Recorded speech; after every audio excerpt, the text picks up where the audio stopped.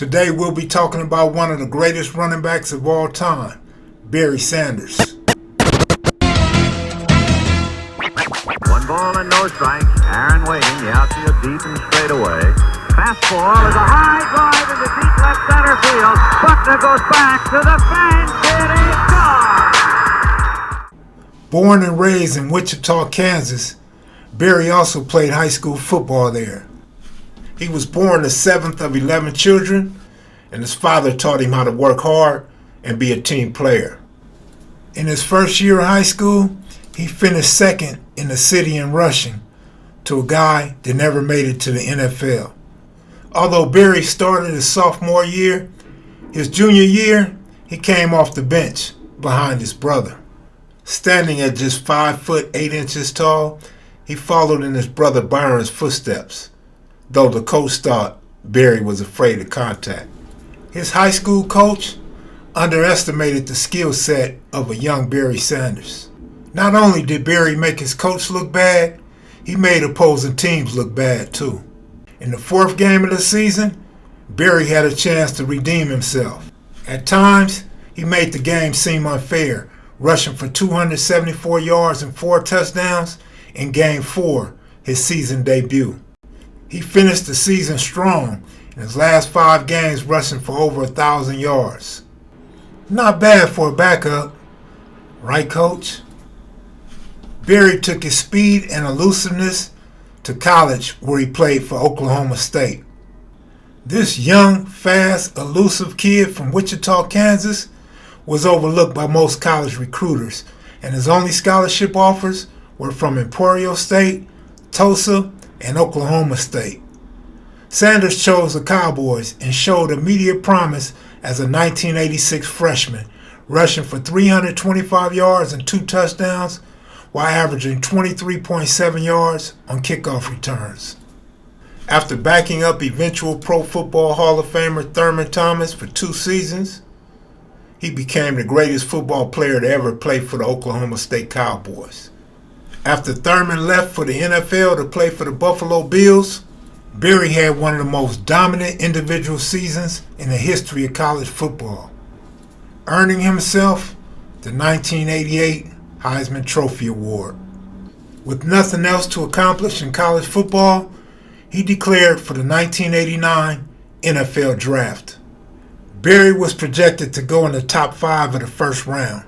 Coach Flores and the Detroit Tigers were more than excited to pick Barry Sanders as the number 3 pick in the first round. His rookie contract was unheard of. Detroit gave him a 5-year contract for $9.5 million and a signing bonus of $2.1 million.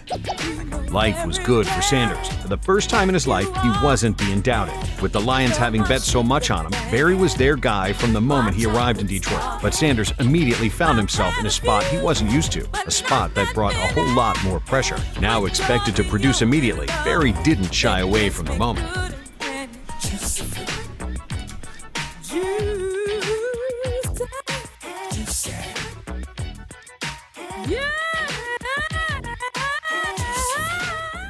Sanders had a memorable rookie debut, rushing for 71 yards on 9 carries and 1 touchdown. However, with the efforts of number 20, it still wasn't enough to get the Lions a win in their first game of the season.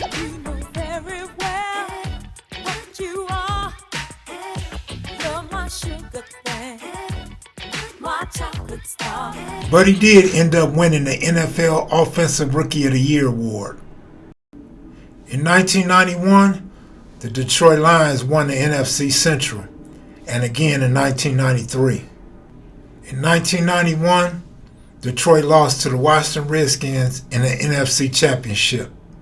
This was the closest the Detroit Lions have ever come to going to the Super Bowl. In 1994, Barry had 44 receptions for 283 yards, giving him a combined 2,166 yards from scrimmage, the most impressive feat of his remarkable career. Sanders also rushed for 237 yards against Tampa Bay without scoring a touchdown. That's never been done in NFL history. Like many of the professional greats during our time, Barry Sanders was known for his great work ethic, working out hard in practice and before games. In came the 1997 season, where Barry had 53 yards on 25 carries through the first 2 games of the season. No one could predict what was coming next. He rushed for a league best 2,053 yards and gained another 305 yards on 33 catches for an amazing 2,358 combined yards gained. That year, he won Offensive Player of the Year and shared MVP honors with Brett Favre of the Green Bay Packers. No matter Kansas, Oklahoma, or Michigan, Barry Sanders was beasting. Although he couldn't duplicate a 2,000-yard season, in which only 3 running backs have ever done, Barry rushed for more than 1,000 yards in each of his 10 seasons with the Lions, from 1989 to 1998. He was the first running back to ever do so. Fans in Motor City were excited to see what Barry had in store for next season. But Barry was shocked the football world. Still healthy and on top of his game, one of the best we ever seen, Sanders retired.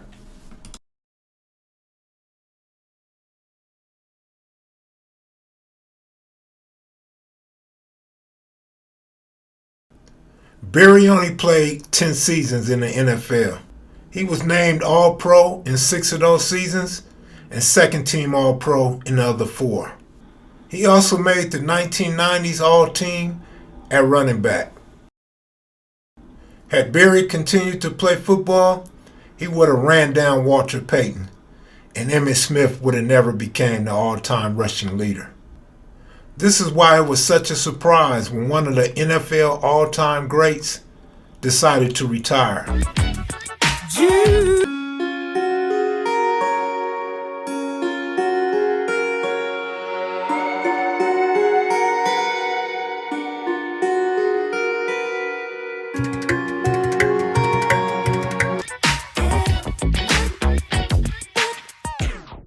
I want to thank you all for watching. Be sure to hit the like button. Leave a comment and let me know who your favorite running back of all time is. And if you haven't already subscribed, please subscribe to Cappin with Kev Max Sports Podcast on YouTube. Down goes Frazier! Down goes Frazier! Down goes Frazier! The heavyweight champion is taking the mandatory 8 count, and Foreman is as poised as can be.